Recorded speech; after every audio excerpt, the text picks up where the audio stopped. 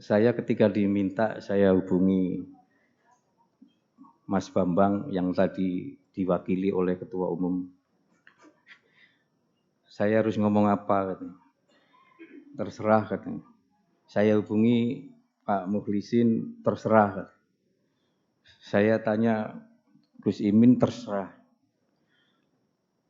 Waktunya ini untungnya cuma 7 menit, jadi kalau terserah ya singkat. Saya bingung karena saya ini tidak lama mendampingi Gus Dur. Hanya dari tahun 85 sampai 2009.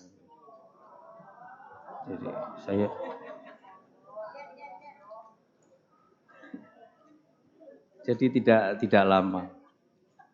Dan kalau tadi Gus Imin bilang saya yang asisten apa sekretaris formal, karena memang saya terima SK dari PBNU untuk menjadi sekretaris garis miring asistennya Rois Am dan Ketua Umum PBNU tahun 1985 bulan September. Tapi karena pada waktu itu Rois Amnya Kiai Haji Ahmad Siddiq ada di Jember sana, ya praktis tidak untuk Rois Am, hanya Ketua Umum. Cuma saya diminta oleh Gus Dur, itu karena saya pertama kali ketemu Gus Dur tahun 83, saya masih wartawan pelita pada waktu itu, Gus Dur ke Jogja ada acara santai gitu, cerita-cerita bahwa Gus Dur kan nanya, Gus Dur pastinya tahu persis. Di pelita itu gajinya tidak seberapa lah. Saya bilang namanya juga pelita Gus gitu. Pejuang lillahi ta'ala.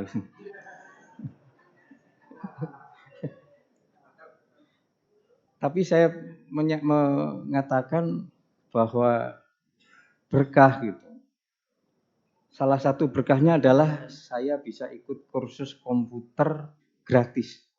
Waktu itu Akademi Akuntansi Yogyakarta yang di Balapan itu baru membuka jurusan komputer. Wartawan-wartawan diberi kesempatan untuk kursus gratis. Nah, saya ikut kursus, yang ikut kursus hanya 6 orang, tapi yang sampai akhir 6 bulan itu hanya 2 orang. Nah, waktu itu saya bilang sama Gus Dur kalau saya bisa komputer gitu. Nah, waktu itu namanya komputer itu, ya Gus Dur aja nanya, apa itu katanya. Jadi komputer apa itu belum banyak yang tahu, tahun 85. Tahun 83. 84 Gus Dur terpilih jadi Ketua Umum PBNU di Situbondo. Diwawancarai Tempo, majalah Tempo, Gus Dur bilang program pertamanya itu akan melakukan komputerisasi NU. Itu akhir 84 di majalah Tempo, bisa dicari bulan Desember 84 atau Januari 85. Terus bulan Maret apa April saya ditelepon Gus Dur untuk ke Jakarta. Nah, saya bilang saya menyelesaikan skripsi dulu lah Gus. Tinggal apa gitu? Ya tinggal titik Gus gitu. Tapi titik ini 4 tahun nggak selesai gitu. Sampai segera selesaikan dan ke Jakarta. Saya bulan Mei ke Jakarta. Gus Dur bilang karena wawancara di Tempo itu PBNU diberi komputer oleh perusahaan komputer Amerika. Boleh sebut merek enggak? Apple. Dikasih 2. Yang satu di ruangannya almarhum Dr. Fahmi Saifuddin untuk bekerja Dr. Fahmi. Yang satu di ruangannya Gus Dur. Tapi karena ruangannya Gus Dur sempit sekali, terus kemudian nggak tahu itu diberikan kepada siapa komputer itu. Tinggal satu. Nah, Gus Dur minta saya yang mengoperasikan komputer itu. Tetapi Bapak-bapak, Ibu-ibu sekalian, yang saya pelajari di Jogja itu adalah pemrograman. Yang diperlukan di sini pendataan. Akhirnya saya belajar komputer itu untuk pendataan itu kepada Surya Dharma Ali. Surya Dharma Ali itu waktu itu operator komputer di Hero Supermarket. Ya. Iya, betul. Karena itu jadi ketua umum PBPMI, beliau tidak bisa banyak bergerak karena harus di depan komputer terus. Nah, saya kemudian tidak banyak menjalankan tugas saya. Ya, job deskripsi saya itu mendampingi Gus Dur cuma satu. Job deskripsinya cuma satu, dimarahi. Jadi kalau satu hari tidak dimarahi berarti saya tidak menjalankan tugas saya. Saya tidak bisa melaksanakan tugas untuk pendataan mengoperasikan komputer itu karena datanya tidak ada. Jadi tugas saya tiap hari membikinkan minum Gus Dur, kalau siang mencarikan makan, membelikan makan. Ya, kalau nanti ada tamu. Jadi saya memang di bagian belakang. Kalau ada tamu yang bikinkan minumnya, terus kalau beliau mau bikin artikel ya saya yang ngetikkan. Nah, komputernya itu hanya untuk ngetik. Dulu programnya WordStar. Jadi hanya untuk ngetik makalahnya Gus Dur. Dan Gus Dur itu mendiktekan ke saya, itu sudah jadi titik, koma, titik, ganti alinea. Gitu. Saya tinggal ngetik saja gitu di komputer itu. Dan ketika kemudian termasuk bikin proposal. Jadi saya disebut oleh Gus Dur sebagai pabrik proposal. Karena Gus Dur bilang bikin proposal ini gitu. Dalam waktu setengah jam saja saya sudah selesai proposalnya karena pakai komputer. Jadi kalau sekarang istilahnya copy paste. Ya, kalau dulu belum ada istilah copy paste di WordStar. Jadi semakin saya cepat bikin proposal, semakin banyak proposal Gus Dur minta saya bikin. Jadi beliau sebenarnya yang sangat kreatif, proposal itu banyak sekali. Ya, banyak sekali. Nah, Bapak-bapak, Ibu-ibu sekalian tadi kalau disebut soal jubir. Ini dulu sebenarnya yang diusulkan ini kakaknya Pak Adi Mas Sardi, Mas Nurka. Saya kenalnya Mas Nurka, belum kenal beliau itu. Ya. Tapi Mas Nurkanya nggak mau. Kemudian ada yang mengusulkan Mas Adi Mas Sardi, nanya ke saya, Gus Dur, ya itu adiknya saya bilang. Saya tahu adiknya karena namanya pakai Mas Sardi sama aja. Ya. Terus kemudian Gus Yahya Stakuf sebagai salah satu juru bicara. Itu Gus Yahya Stakuf itu dulu wakilnya Gus Imin di DPP PKB. Gus Imin sekjen, Yahya Stakuf itu wakil sekjen. Waktu itu Yahya Stakuf itu oleh Gus Imin ditempatkan di LPU, namanya Lembaga Pemilihan Umum, belum KPU. Ditempatkan di situ karena di LPU itu waktu itu wakil-wakil partai. Wakil-wakil partai. Dari PKB, Gus Yahya itu. Nah, saat Gus Dur jadi presiden, tugasnya di LPU sudah selesai. Jadi sudah tidak ada tugas lagi di Jakarta. Gus Imin ini ngomong sama saya untuk memasukkan Gus Yahya itu jadi apa saja pokoknya di istana. Itu betul ya? Pokoknya biar ada kegiatan di Jakarta katanya. Ya. Saya matur sama Gus Dur. Cukup lama tidak ada keputusan dari Gus Dur. Akhirnya Gus Mus datang ke istana dan minta supaya Gus Yahya itu menjadi jubir bersama. Sebenarnya yang diangkat tadinya cuma satu, Wimal Witular. Tapi kemudian menjadi beberapa. Dan yang memasukkan Gus Yahya sebagai wakil sekjen itu juga Gus Mus. Sudah siang menjelang deklarasi. Muncul itu saya dipanggil Gus Dur ke kamarnya. Ini sampai ngomong sama Gus Mus ini, siapa yang diusulkan? Ya diusulkannya Gus Yahya itu untuk jadi wakil sekjen. Nah saya kira ya kita tahu sampai sekarang lah Gus Yahya dengan Gus Mus ya hubungannya seperti itu. Mungkin nanti kalau ada apa lagi gitu Gus Mus nitipkan juga. Ya. Nah, saya ini karena tugas saya cuma satu, dimarahin, dan kalau nggak dimarahin saya malah dipecat. Saya berkali-kali dipecat sama Gus Dur. Saya tidak malu mengatakan itu. Tapi Gus Dur orangnya sangat-sangat pemaaf. Jadi siang hari saya dipecat, diusir dari kantor PBNU, malam harinya Gus Dur datang ke rumah. Minta dibikinkan Indomie. Dan ngobrol panjang, kemudian bilang besok pagi sampai ke kantor ya gitu. Saya bilang, jadi apa namanya, dan sering sekali alasannya itu, saya sekali lagi mohon maaf, ini saya ngomong apa adanya ya. Yang tidak saya mengerti alasannya. Satu ketika saya karena apa namanya, maaf ya, ada gangguan telinga ke RSCM. Itu saya pertama kalinya ke RSCM. Itu ternyata antriannya panjangnya ampun. Padahal saya pagi-pagi datang ke RSCM.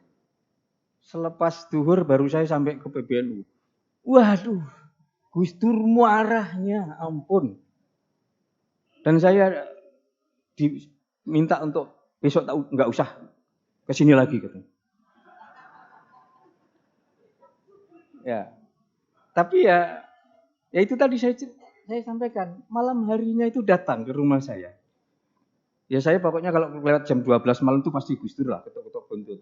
Atau telepon ke rumah itu kalau tengah malam lewat itu mesti Gus Dur lah, nggak ada yang lain. Karena Gus Dur kesepian di rumah gitu, mau nelpon siapa, nggak nyaut-nyaut gitu. Kadang-kadang nelpon saya itu Mas Adi, saya angkat itu. Halo, ini siapa? Loh, Arifin Gus gitu. Loh, gombal kok sampean kok? Saya itu tadi nggak mau nelpon sampean kok sampean katanya. Sudah saking banyaknya muter telepon nomor itu lupa yang sudah diputer itu siapa saja itu lupa. Sudah sampai jadi presiden ya begitu. Pernah juga begini. Ini yang saya terus terang saja susah sekali. Gus Dur diundang ke Jerman. Kemudian diundang ke Belanda. Jarak waktunya itu 2 minggu. Gus Dur minta saya menghubungi panitia yang di Jerman maupun di Belanda supaya ini didekatkan. Sehingga beliau nggak perlu balik ke Jakarta terus nanti ke sana lagi gitu. Lah saya kalau di Jakarta saja itu susah. Misalnya diundang DPP PKB kalau sama DPP apa? Ya. Itu kan susah mau punya jadwal sendiri-sendiri kan. Ini di luar negeri. Aduh. Nah saya telepon orang Belandanya nggak bisa bahasa Inggris. Saya nggak bisa bahasa Belanda. Sama orang Jermannya begitu. Ya saya terus Gus Dur kan aja, gimana? Nggak bisa Gus, saya bilang. Padahal nggak bisa ngomongnya. Wah, Gus Dur marah. Gus Dur marah. Saya dipecat.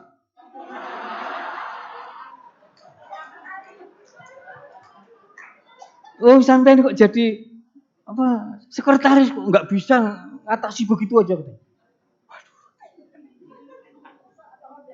Iya. Udah dipecat aja. Udah sampean pulang sana katanya. Iya, Gus. Sampean mana itu laptopnya? Kembalikan kan? Saya waktu itu. Nah, laptopnya Gus Dur memang tapi yang pegang saya. Jadi apa namanya Gus Dur dalam soal teknologi informasi itu sangat maju. Ketika orang lain belum punya, Gus Dur sudah punya. Laptop tuh dulu juga laptopnya gede, nggak kayak sekarang notebook itu. Handphone itu, mobile phone, itu juga Gus Dur tahun 90 sudah punya. Ya, Nokia. Ya. Nah, akhirnya saya ke ruangan, saya selesaikan semua tugas, saya bawa laptop, terus masuk ke ruang Gus Dur gitu. Gus, ini laptopnya, ini tugas-tugas. Loh, sampai dari tadi belum pulang.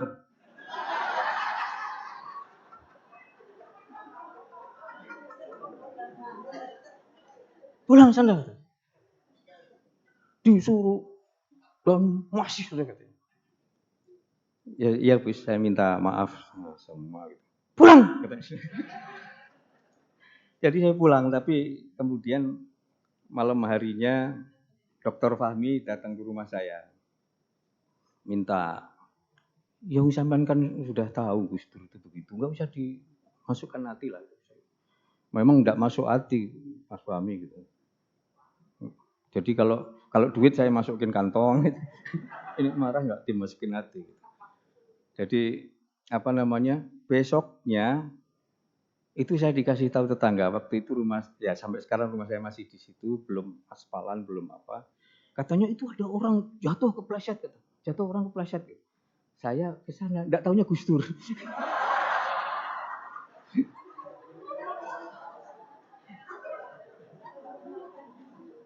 Jadi jalannya turun itu licin, kepleset.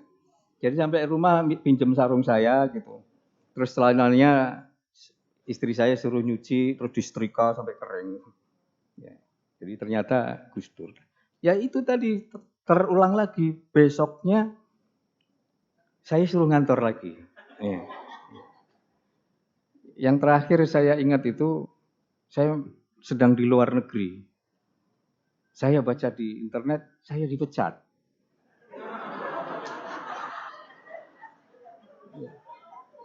Saya pulang. Begitu pulang saya terus menemui beliau langsung ke kantor. Lah Gus, saya nggak tahu apa-apa kok dipecat ya Gus. Kata Gus Dur, loh sampean menerima SK pemecatan nggak katanya? Ya enggak Gus, ya berarti tidak dipecat katanya.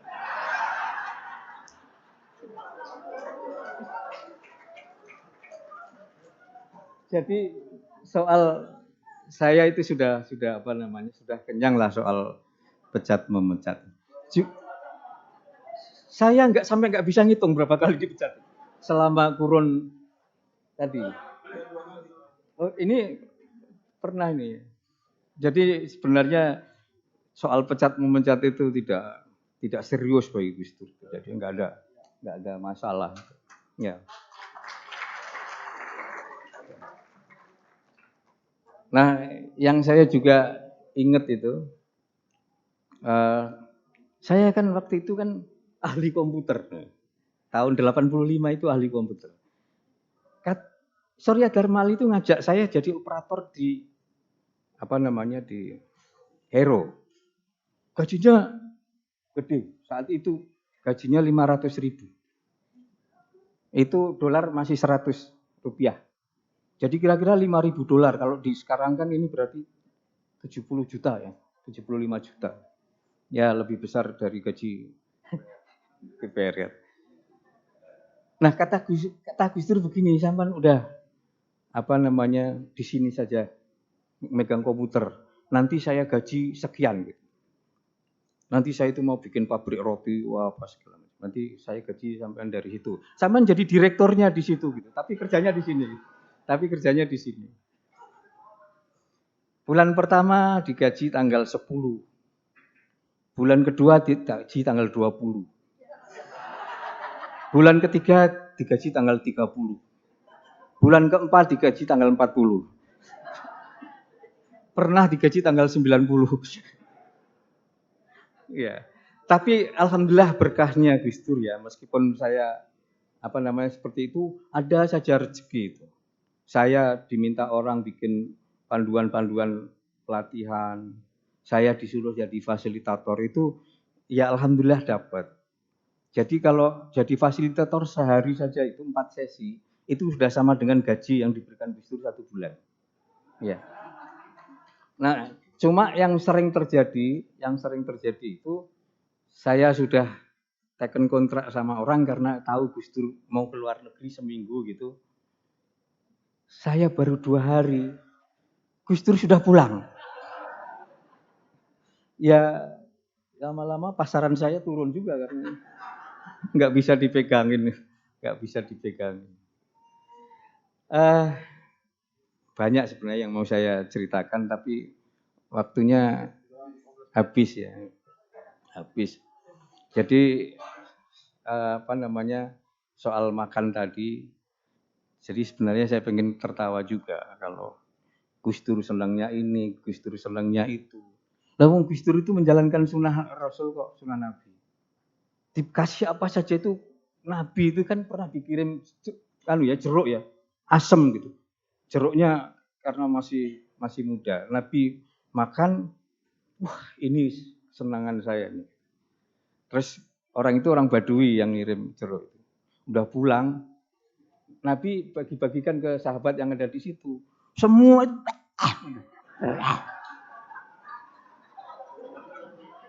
terus nanya kepada Nabi, jeruk kecut seperti ini kok Nabi tadi bilang enak kesenangannya gitu.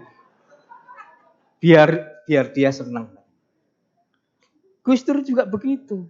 Gus Dur juga begitu. Disuguhin apa saja bilangnya ini kesukaan saya. Saya sudah lama enggak makan ini gitu. Ya sudah lama seumur hidup enggak pernah makan itu.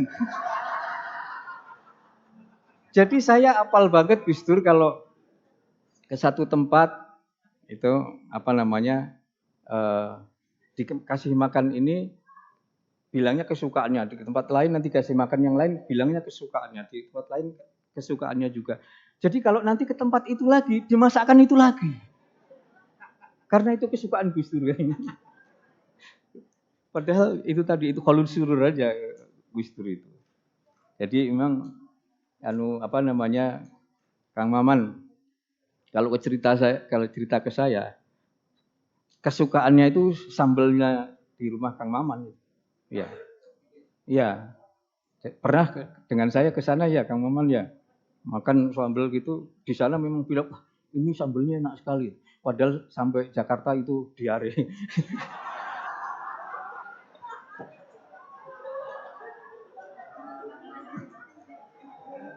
Ya.